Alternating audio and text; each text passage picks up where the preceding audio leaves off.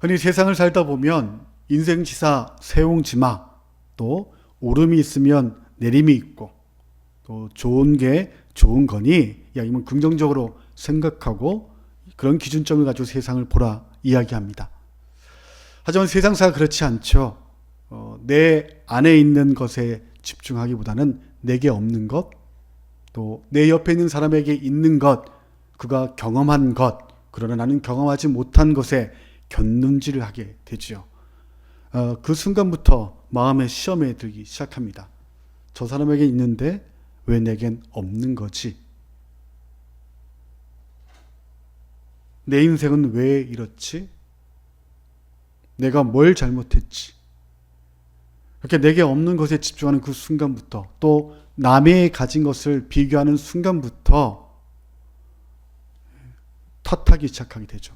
왜 없는지 이유를 묻게 되고, 그 이유가 자신에게 있는지 부모에게 있는지 아니면 내가 키운 한없이 베풀기만 했던 자녀들에게 있는지, 그 원인을 찾다가 결국엔 하나님을 탓하거나 주변 사람들을 원망하게 되죠. 부족과 결핍에 집중하다 보면 불안하게 됩니다.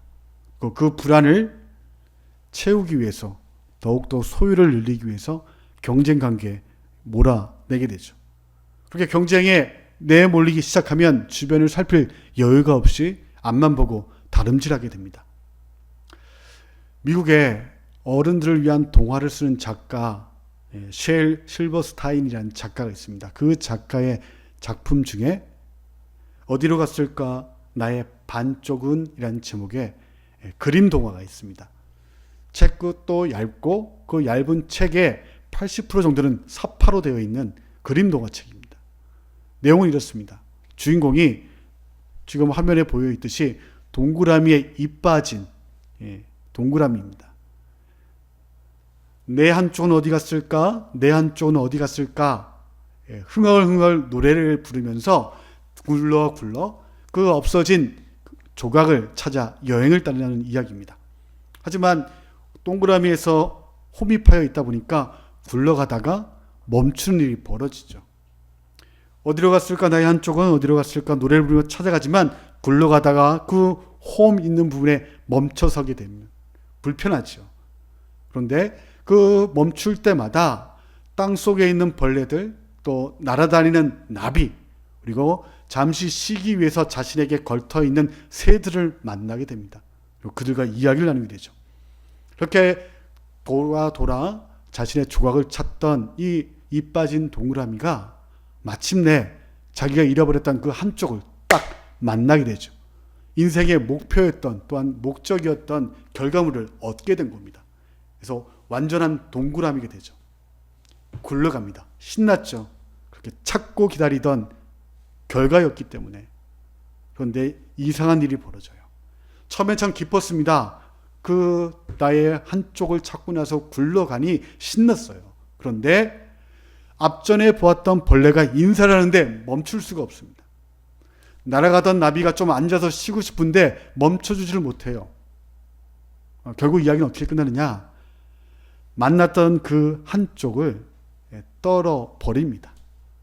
그리고 다시 굴러 여행을 떠나는 이야기가 어디로 갔을까? 나의 한쪽이라는 어른을 위한 동화의 이야기죠. 부족해서 불편할 때가 있지만 오히려 그 불편한 결핍 때문에, 그 부족 때문에 주위를 살펴볼 수 있게 되고 누군가와 함께 할 수 있는 만남의 기회를 얻는다는 메시지를 담고 있는 이야기입니다. 사도 바울이 고린도 후서에 고린도 교회 교인들에게 편지하는 내용이 고린도 후서지요. 우리 12장 9절 전반절 말씀을 함께 읽도록 하겠습니다.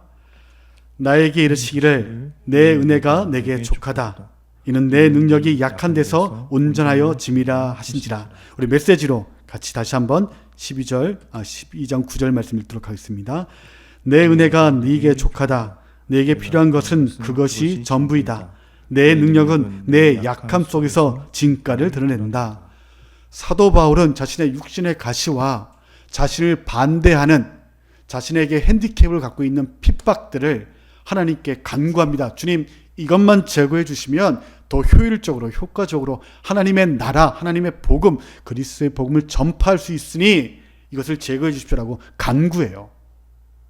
3번 간구했다 얘기하지만 딱 3번만 간구하고 멈춰선 것이 아니라 그만큼 무수하게 하나님께 또 예수님께 간구했다는 얘기입니다. 이것만 해결해 주시면 사리사욕이 아니라 예수 그리스도의 복음을 전하기 위해 땅끝까지 전하고 나면 주님 오신다 하셨으니 전파하겠습니다. 이것만 제거해 주십시오라고 기도하죠.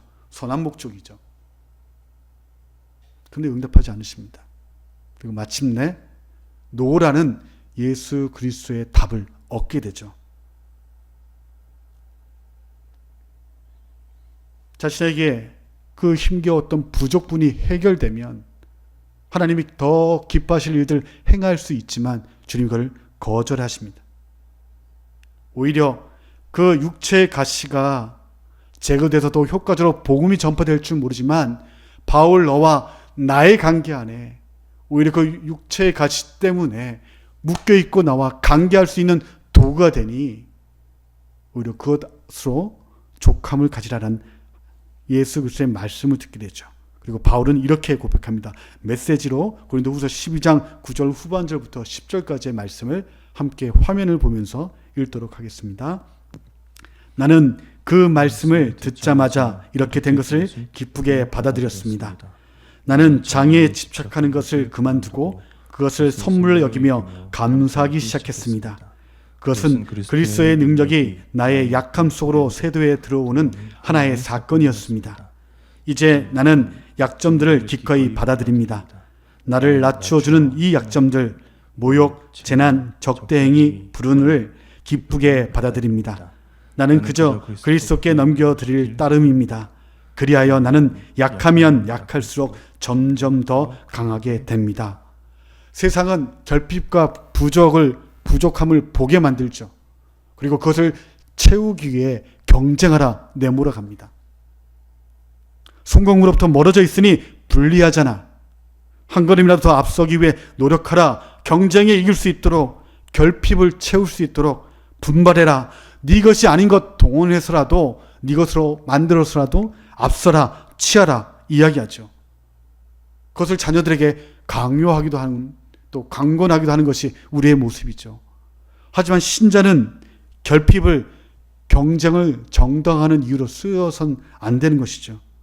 바울의 고백처럼 오히려 위로는 하나님을 갈망하는 도구로, 옆으로는 관계 안에 자신을 겸손하게 만드는 유익으로 여기고 그것을 볼 수 있어야 신자의 저력이 드러나는 것이죠.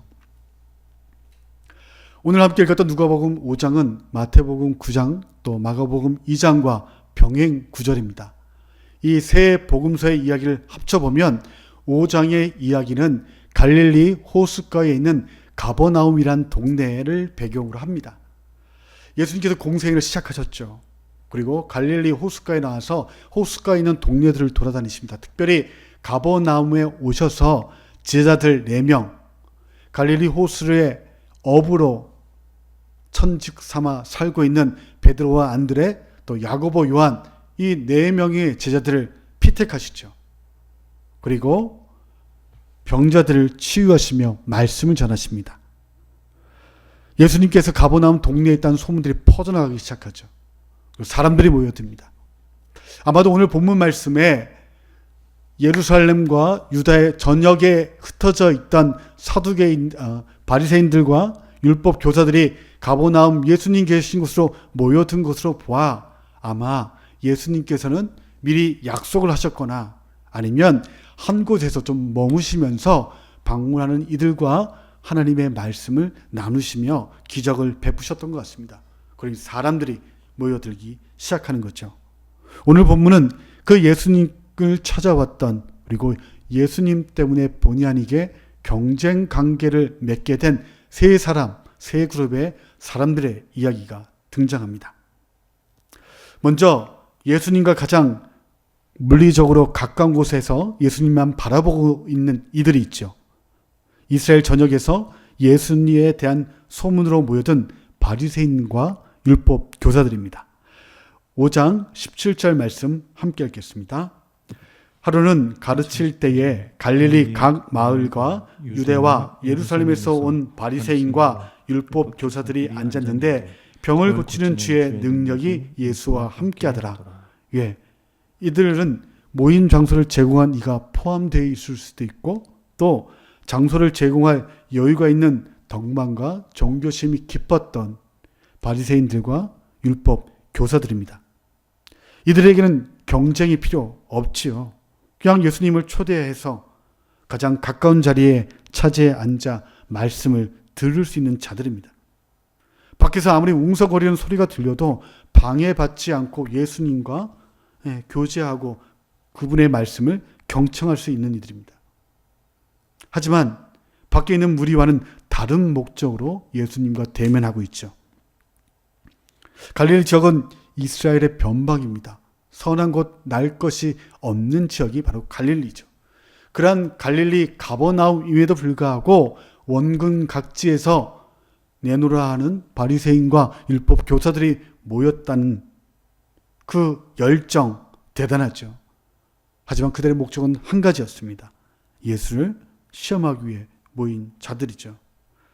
가장 가까이 또 가장 분명하게 예수님의 말씀을 듣고 있지만 자기 성찰이 아닌 타인, 특별히 예수를 정죄하기 위해 경청하고 있는 자들입니다. 빈번하게 질문하고 자기 이야기를 얹고 있지만 속빈 강정 같은 인생을 살고 있는 이들이죠. 이들과 달리 집 밖에 있는 이들이 있습니다. 이 집 밖에 있는 이들은 크게 두 그룹이죠. 먼저는 집 입구에 길을 막고 있는 무리들과 두 번째, 그 무리 때문에 더 이상 예수님에게 다가갈 수 없는 중풍병자를 둘러맨 사람들입니다. 18절, 19절 우리 함께 읽도록 하겠습니다.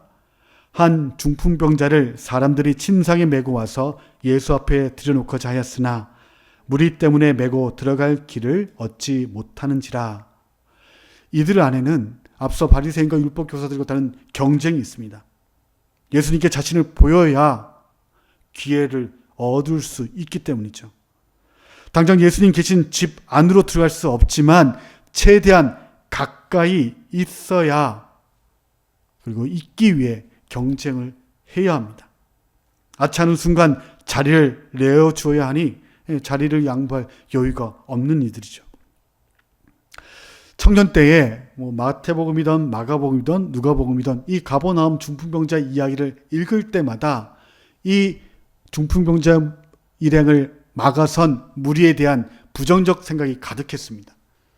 나름 예수님에 대한 말씀에 갈증이 있고 한다면 마땅히 뒤에 누군가 본인들보다 먼저 도움이 필요한 자가 있다면 양보해 주는 것이 예수의 말씀에 대한 관심을 가진 자의 태도가 아닌가. 주를 따른다 하면서 오히려 정말 주님이 필요한 자들에게 걸림돌되고 있는 것이 이 무리들이 아닌가라고 부정적으로 생각했던 것이죠.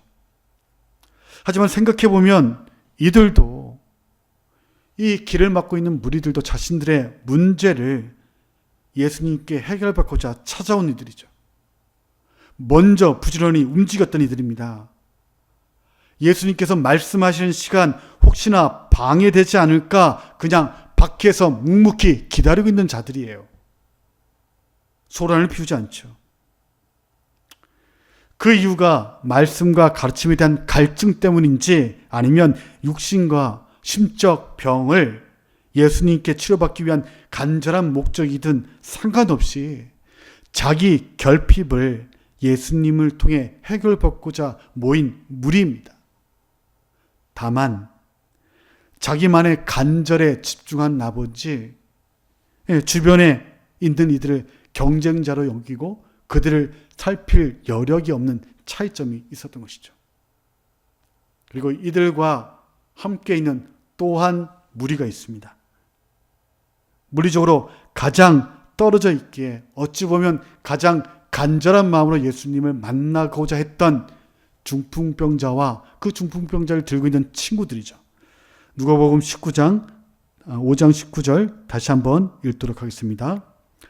무리 때문에 메고 들어갈 길을 얻지 못한지라 지붕에 올라가 기와를 벗기고 병자를 침상째 무리 가운데로 예수 앞에 달아내리니. 예. 병행구절 마태복음 9장과 마가복음 2장에 따르면 중풍병자와 4명의 친구가 바로 그 무리들인 것이죠. 중풍병자로 거동이 불편한 친구를 들것에 실어 예수님에게 보이려고 달려왔습니다. 물어물어 사람들 모여 있는 곳에 왔는데 이미 집 앞은 장사진인 거죠. 좀처럼 거리가 줄어들지 않습니다. 무리는 양보하잖아요. 지붕을 뜯을 만큼의 열정이니 소리쳤겠죠. 예수님을 만나야 한다. 하지만 비켜주지 않습니다. 더 나아가지 못하는 거죠. 왜? 예수님을 만날 그 간절한 이유는 그들의 것만이 아니라 그곳에 함께 모였던 무리들 모두의 공통 분모였기 때문입니다. 결국 길이 열려지지 않자 옥상으로 올라갑니다. 당시 유대 지역의 건물들은 기와로 만들어졌던 집이 아니라 그냥 진흙과 나뭇잎을 입겨 만들어 있는 평평한 바닥으로 되어 있었던 거죠. 거기를 뚫습니다. 지붕을 뚫을 정도의 간절함이라면 점잖게 모인 사람들과 함께 모임 끝날 때까지 기다릴 법도 하죠. 그들의 마음이 정말 간절하다면 예수님이 느끼시잖아요. 멀리 계시더라도 원격으로도 말씀으로 낫게 하시는 분이 예수님이니 그 간절한 마음 끊임없이 주님을 향해 외쳤다면 굳이 지붕을 파손하거나 모임을 방해하지 않아도 자신들이 원하는 결과를 얻을 수 있는 것이죠. 어찌 보면 몰직한 행동이죠. 집주인에게 재정적 피해를 주는 일이고 또 모임을 방해하는 일입니다. 순서를 기다리며 줄을 서 있는 무리 사이에 오히려 그들 앞에 스치게 하는 꼴이 되고 마는 거죠.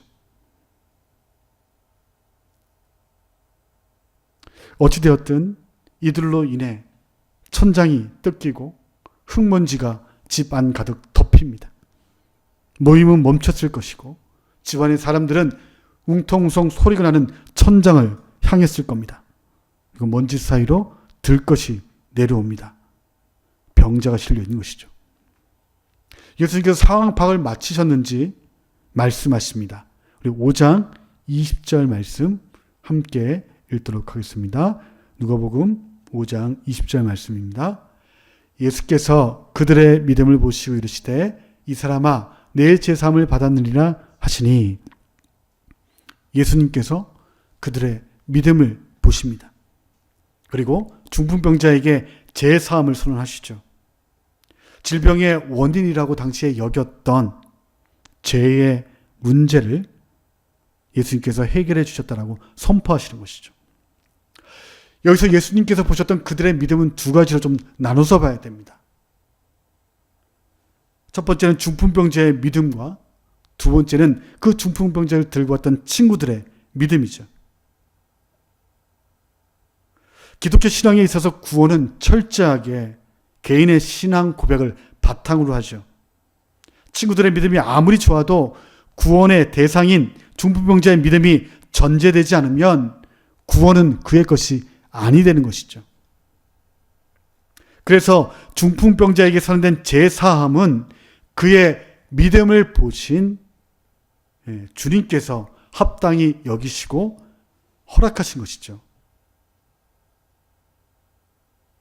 그 제사함의 근거가 그들의 믿음인데 그 믿음에 먼저 전제됐던 것이 바로 중풍병자의 믿음, 그리고 그것은 주님만이 보실 수 있는 믿음인 거죠. 그리고 그 믿음을 바탕으로 제사함 받았다라고 선포하시는 겁니다. 그리고 또 하나의 믿음이 있죠. 바로 친구들의 행동으로 보인 믿음입니다. 아픈 친구를 예수님에게 보이기 위해 행동한 믿음을 예수님께서 인정하십니다. 이 두 믿음을 근거로 중풍병자에게는 죄로부터의 구원을, 그리고 이들이 간절하게 바랐던 질병으로부터의 구원을 허락하시게 되는 거죠. 이렇게 표현할 수 있는 겁니다. 중풍병자의 비가시적 믿음을 보시며 제3의 구원을 주시고, 그리고 그의 친구들, 중풍병자를 포함한 그의 친구들의 가시적 믿음, 그들의 행하는 믿음을 보시며 가시적 구원인 질병, 중풍병을 치료해 주시는 것이죠. 질병으로부터의 자유를 가시적으로 보여주시는 겁니다. 곁에 있던 바리새인과 율법 학자들, 율법 교사들은 당황하죠. 죄 용서 자체는 하나님의 고유 권한인데 사람이 할 수 없는 일인 거죠. 하나님께 죄를 속하는 공간은 이런 곳이 아닙니다. 오직 예루살렘 성전에서 제물을 통해 대속되는, 그리고 제사장을 통해서야만 죄 사함을 받는데, 근본을 알 수 없는 랍비가 죄 사함을 선포해 버리는 거죠. 자신들의 기준으로서는 이해할 수 없는 일이 벌어지는 겁니다. 그 자리에, 그 감격의 순간, 그 자리에 기쁨을 누리지 못하는 거죠. 생각이 거기에 머물러 있으니 예수님과 물리적으로는 가장 가까운 거리에 있었지만 심적으로는 가장 멀리 있게 되는 그런 이들로 전락하고 말게 되는 거죠. 예수님과 가장 멀리 있었던 이들은 중풍병자와 그 일행들입니다. 이들은 속도가 생명인 경쟁 사회에서 성공과 행복으로부터 가장 불리한 위치에 있는 존재들이죠. 예수님으로부터 물리적 거리가 가장 떨어져 있었고, 간절한 시적 거리는 사실은 그곳에 모여있던 다른 무리와 다를 게 없었던 것이죠. 그렇게 비슷하니 여러모로 처첩선중 사면초가 같은 상황이었습니다. 그런데 중풍병자 일행이 예수님의 은혜를 경험하게 되죠. 그 차이가 무엇이었을까요? 예수님께서 이 문제를 해결해 주실 것이라는 그 확실한 믿음은 그들의 길을 막고 있는 무리들도 다 갖고 있는 겁니다. 그래서 예수님이 머무시는 집 근처에 모여 있었던 것이죠. 어떤 차이가 중풍병자 일행에게 예수님의 기적을 그 시간 그곳에서 경험하게 만들었을까요? 두 가지로 볼 수 있는 것이죠. 첫 번째가 그 무리들은 자신의 문제에 간절함을 가지고 서 있다 보니 주변을 살피지 못했지만, 이 중풍병자와 그의 친구들은 자신의 문제가 아닌 타인의 문제를, 그에 대한 애정을 품고 있었다는 차이점이 있는 겁니다. 그리고 또 한 가지, 소란을 피우지 않고 순서를 기다리며 간절히 소망하면 되지만, 그렇게 다른 무리에 섞여 있어도 되지만, 지금 이 순간 그들의 간절함을 예수님에게 보일 수 있는 기회라 여기며 긴박한 마음으로 그 간절의 긴박성을 가지고 예수님 앞에 나아가고자 자신들의 체면을 내려놓고 예수님에게 문제를 내려놓고 판단을 맡기듯 친구를 지붕을 통해 예수님 발 앞에 내려놓는 것이죠. 그 간절의 긴박성이, 그리고 그것을 실제로 행동으로 옮겨 표현되었던 그 차이점이, 다른 무리들은 말씀이 끝난 후에 자신들의 필요를 채웠을지 모르지만 그 현장 가운데 기적처럼 그 중풍병자가 자신의 들려왔던 들것을 들고 나가는 기적의 현장의 증인이 되었던 것이죠. 저는 강원도 오지에서 군생을 했습니다. 전방에서 군생을 하는데 이런저런 군대에 대한 추억들이 있죠. 가장 젊은 혈기 왕성할 때 많은 것을 할 수 있다 여길 그때의 군대가 있다 보니 하나하나가 낯설고 그 낯설음과 힘겨움이 추억이 되어 있기 때문에 여러 가지 일들이 있는데, 그중에 훈련소에서, 그러니까 보충대에서 3일 있다가 훈련소에 갔을 때 처음 주일을 맞이해서 예배 드리러 갔습니다. 갔을 때 찬양부터 눈물이 나죠. 그리고 나서 군종 목사님의 설교가 저는 아직까지 그 기억이 납니다. 이런 내용으로 시작했어요. 여러분이 군생활할 이곳은 사람들이 소위 이야기하는, 여기서 군생활을 했다 그러면 너 인간이 돈 없고 백 없나 보다, 여기까지 끌려와 군생활을 하는 것의 본이라고 이야기 들 그런 곳입니다. 여러분들 훈련소 주변 사면을 둘러보았습니까? 무엇이 있습니까? 산이었거든요. 그래서 이제 앉아있던 훈련병들이 다 같이 산입니다 라고 대답을 했죠. 네, 첩첩산중 사면이 산이 있죠. 꽉 막혀 있습니다. 여러분의 군생활이 그럴 겁니다. 이제 한숨을 쉽니다. 답답하고 사면이 산으로 막혀 있는 것 같이 힘겨운 곳, 피곤한 곳이 또 군대 생활이라고 이야기하니 답답했던 거죠. 그런데 그 군종 목사님께서 이어가십니다. 그렇게 첩첩산중같이 막혀있는 산악 지형이지만 한 군데가 뚫려 있죠. 어디가 뚫려 있습니까? 장군들이 대답합니다. 하늘이야. 네, 이것이 여러분의 상황이 사면 초가처럼 또 첩첩산중처럼 막혀 있지만 하늘이 뚫려 있습니다. 그래서 소리 지르고 하나님께 탄원할 때마다 그 소리는 하늘로 올라가니 여러분들 군생활하는 동안 하나님께 기도하면 응답 많이 받을 것입니다라고 첫 예배 때 말씀해 줬던 기억이 있습니다. 살다 보니 사실은 그 군생활보다 힘겨운 일이 훨씬 더 많은 것이 우리의 사회생활이죠.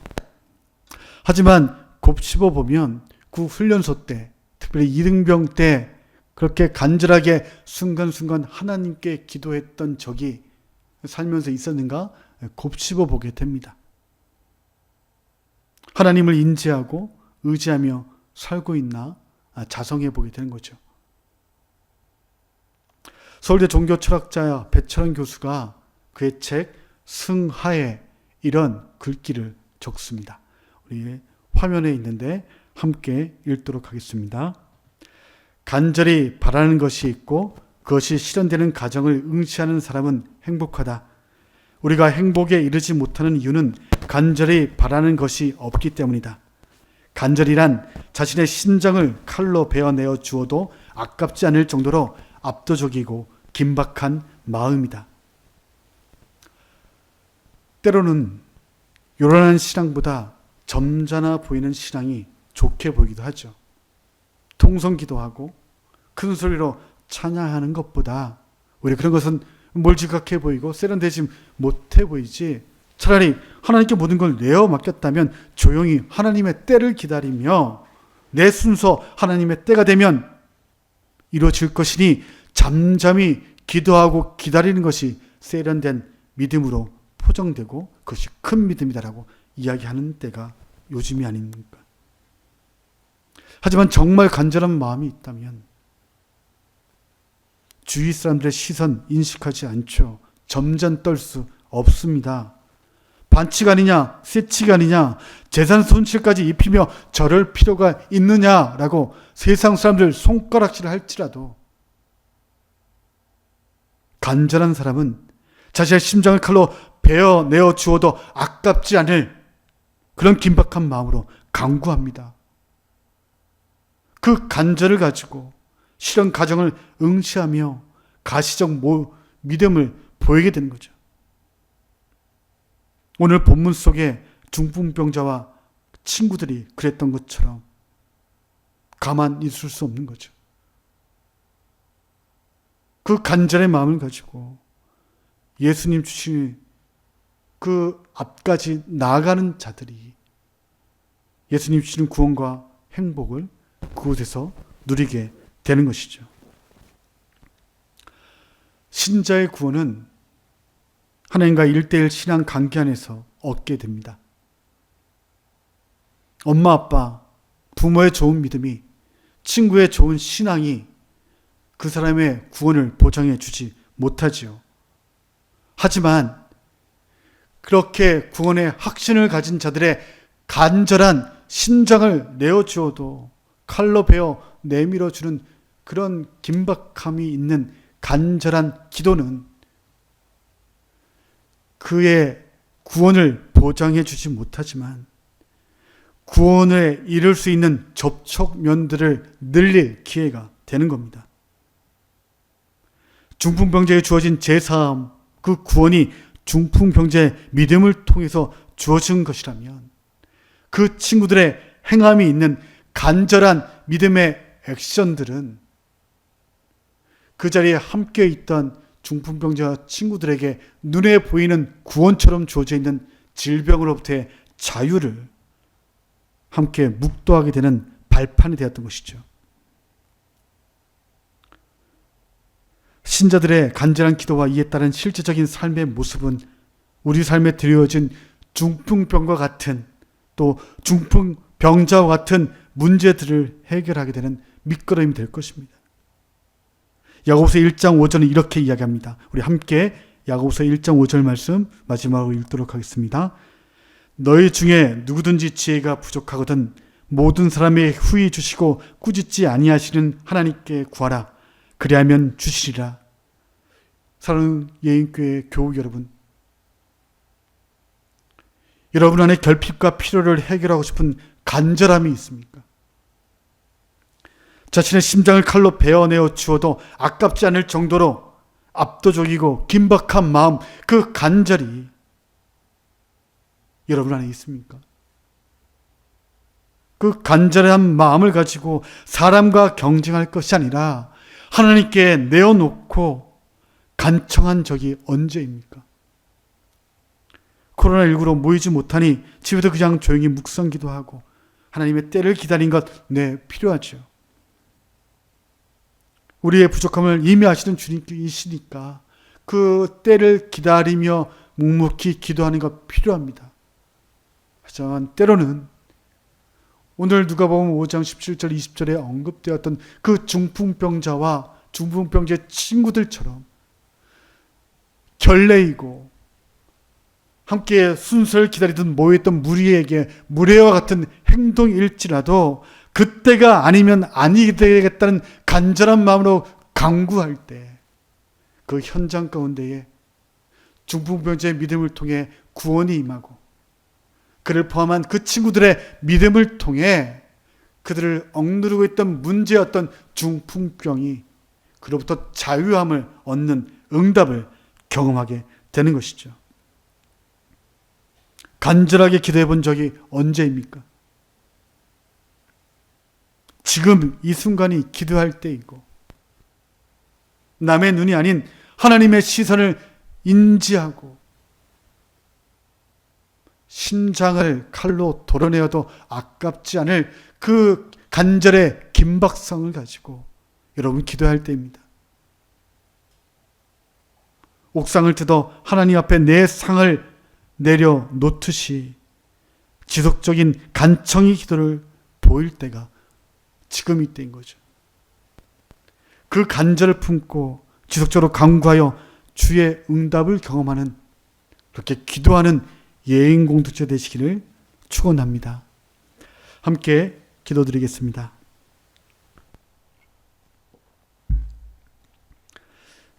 사랑의 하나님, 묵묵히 주의 때를 기다리며 기도하는 것, 말씀을 마치시고 나오실 때에 기회를 얻을 것이니 그때를 조용히 기다리는 것, 그것도 믿음입니다. 그것도 주님께서 기뻐하실 믿음이며 그 믿음 외면치 아니하실 겁니다. 하지만 그것이 고귀한 양, 조용히 기도하는 것이 기도인 양, 그저 하나님 때에 응답하시겠지, 그 기도보다 지금 내가 싸매고 있는 그 문제는 오히려 중풍병자 그 친구들처럼 촉각을 다투며 주 앞에 밧줄을 내려놓듯이 주 앞에 목 놓아 부르셔야 할 기도는 아닌지요. 코로나19로 답답하고 대면하지 못하고 집에 있는 시간이 많아지며 주 앞에 목 놓아 기도한 기억들이 이제 희미해져 가고 있지는 않은지요. 주님, 우리 예인의 가족들이 다시 한번 갈급한 심정을 가지고 간절의 그 긴박성을 가진 마음으로 심장을 칼로 도려내어 주어도 아깝지 않을 그런 애절한 마음으로 주 앞에 목 놓아 우리의 기도 제목을 놓고 기도하는 기도의 사람들 되게 하옵소서. 지금이 기도할 때이며 그렇게 기도하는 자들에게 잘못 기도할지라도 부족할지라도 후히 주실 분이 하나님을 믿사오니 하나님 기도하게 하시고 그 기도함을 통해 주의 응답을 경험하는 우리 예인의 가족들 되도록 주님 은혜 베풀어 주옵소서. 예수님의 이름으로 기도드립니다. 아멘.